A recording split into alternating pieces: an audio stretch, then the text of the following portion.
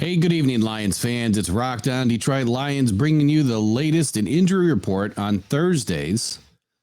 We're just going to talk about the Lions tonight. I just wanted to give you guys an update of what's going on. There's been a few bits of good news and then some concerning news. What I think it's going to amount to for Monday, we just don't know yet. I think we'll find out more tomorrow. Tomorrow's the big day for the injury designation. Whatever happens on Friday typically bleeds into the Sunday game designations. But as you know, the Lions are playing on Monday, so we get an extra 24 hours to get everybody all set and ready to go. First up on the injury update, good news about Mohamed Ibrahim.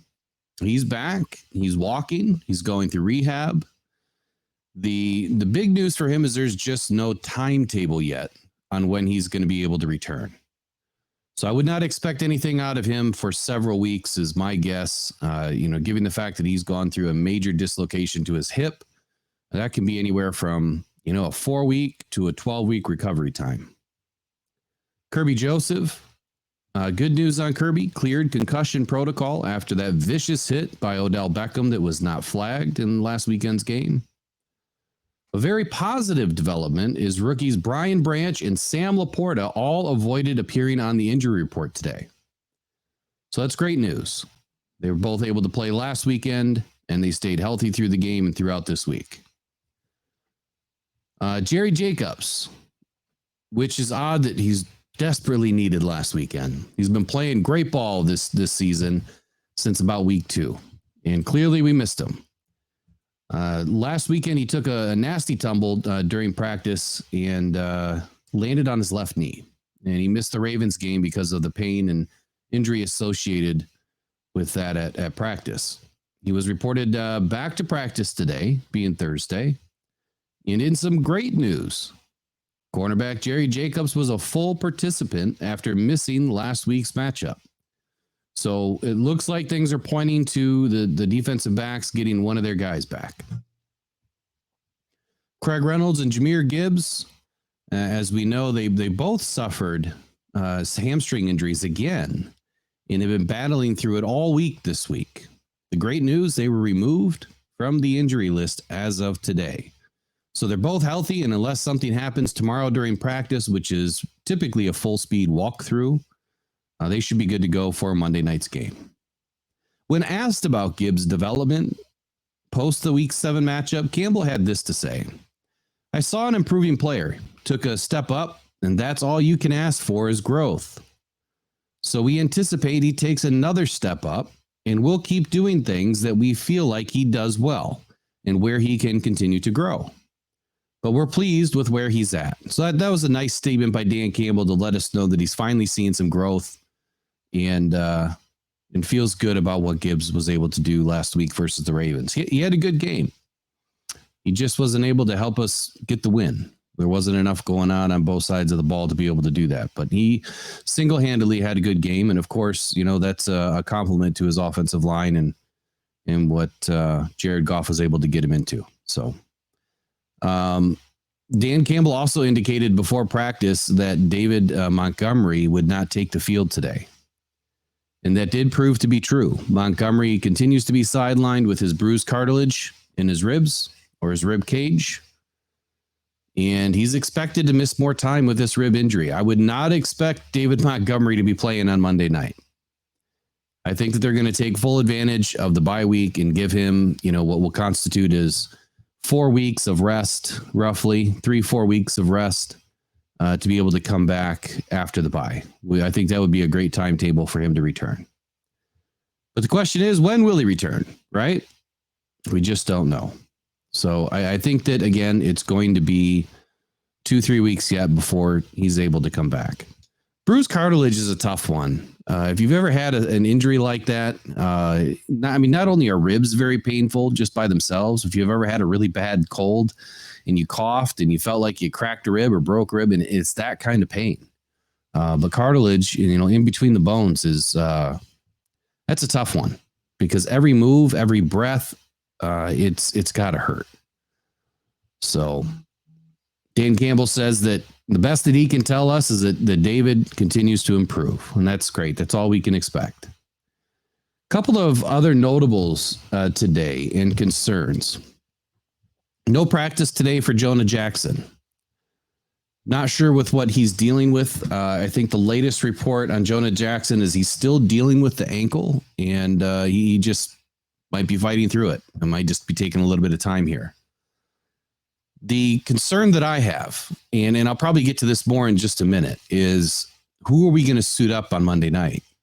If Jonah Jackson isn't able to go again, and Frank Ragnow being with trainers today and going through an injury, which is reported as toe and calf, we know that Frank is suffering from that plantar plate issue, which is not repairable. It's not surgically repairable. So if he takes another injury to that plantar plate, he's done. There's no way to fix it.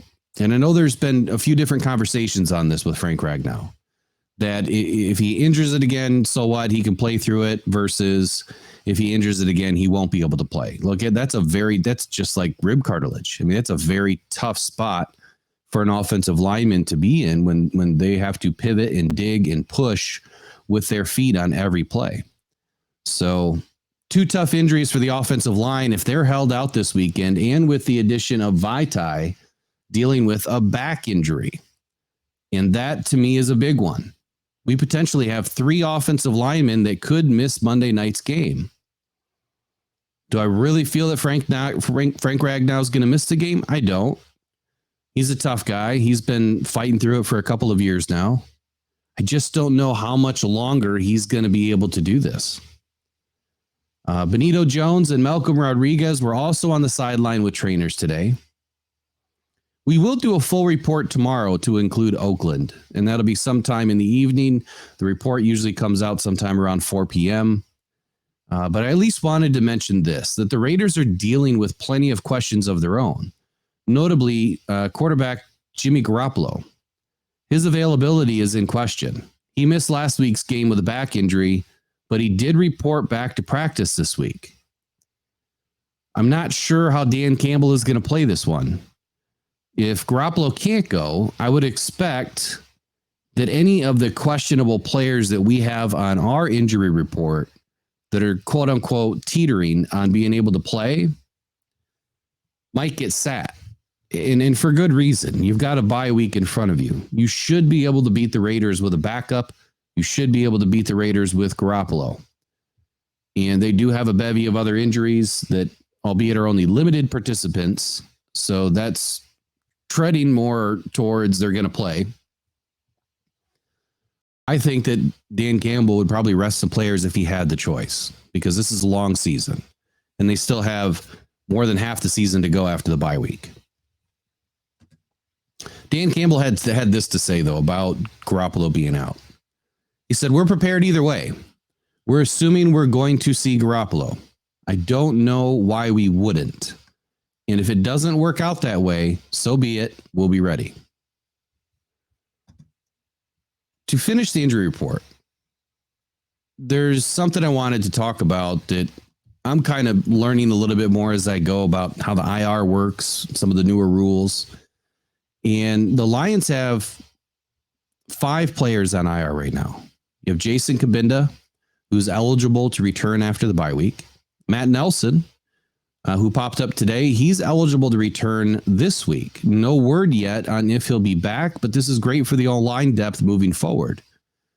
I would expect, and this is just a guess, that Matt Nelson won't appear this week, and he'll be held out for another 2 weeks so that he can gain some more rest and be ready to go, because this offensive line, as we were just discussing, is taking some hits.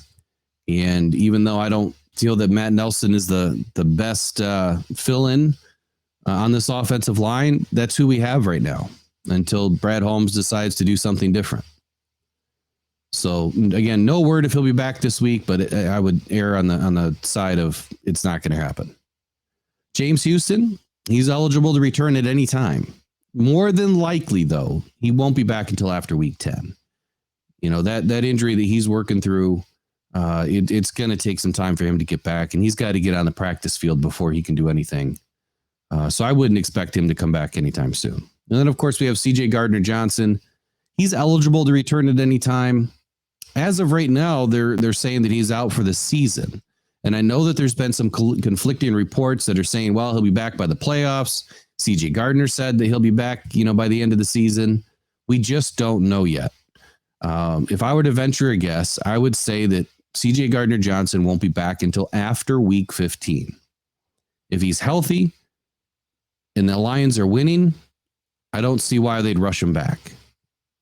If the Lions lose some more players and he's healthy and he's able to come back, maybe they'll bring him back as early as they can. But let's just hope the Lions stay healthy for the rest of the season as much as possible. And then lastly, Hendon Hooker. No surprise here. He's eligible to return at any time too. More than likely, he will not be activated until week 17 unless something else happens where the Lions do need to activate him. If Goff went down or Teddy Bridgewater got hurt and they needed to bring him in. The interesting fact in Hendon Hooker is this. In the beginning of the season, or after he was drafted, and I want to say this was around training camp, that Dan Campbell and Brad Holmes alluded to activating him so they didn't squeeze out an extra year on his contract. And the way that works is if he does not make it onto the field, if he does not get activated at all this season, his first year is really a wash. And the Lions would gain an extra year on his contract. I guess if it were me, I would love to have that extra year. But it sounds like the Lions are trying to do right by him. And his 4-year contract is a 4-year contract, and that's the way it's going to be. And if that's the way it's going to be, they're going to have to activate him at least 1 week for this season. As a reminder, and this is what I wanted to share about IR, the teams are limited to 8 players returning from IR in any given season. So far, the Lions have used 3 of those designations. If nobody were to get hurt the rest of the season and require IR, which is a 4-week minimum, then all the players that are on IR right now can come back. Jason Kabinda, Matt Nelson, James Houston, CJ Gardner-Johnson, Hendon Hooker.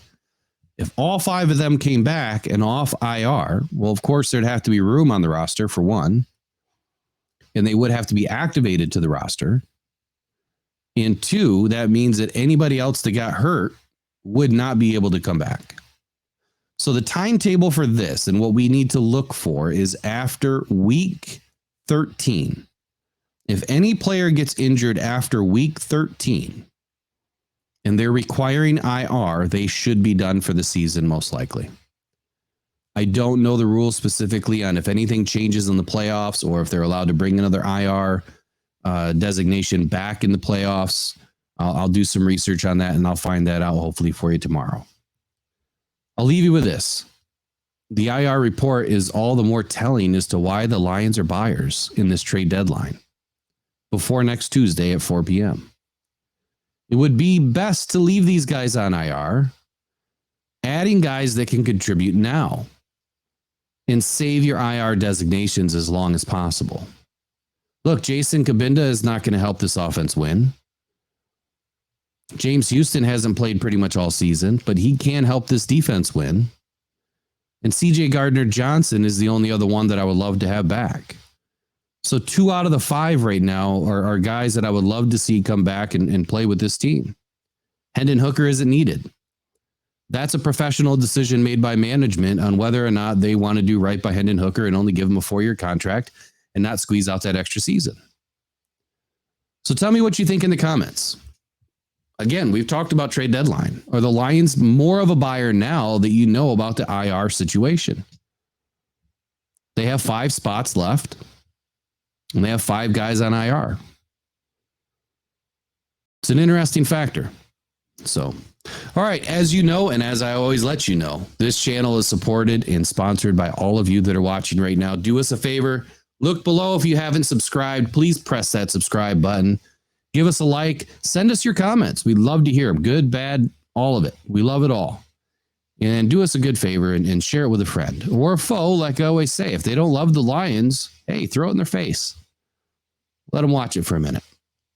Lions are doing great things. All right, y'all. As always, go on pride, go Detroit Lions, and until next time, take care.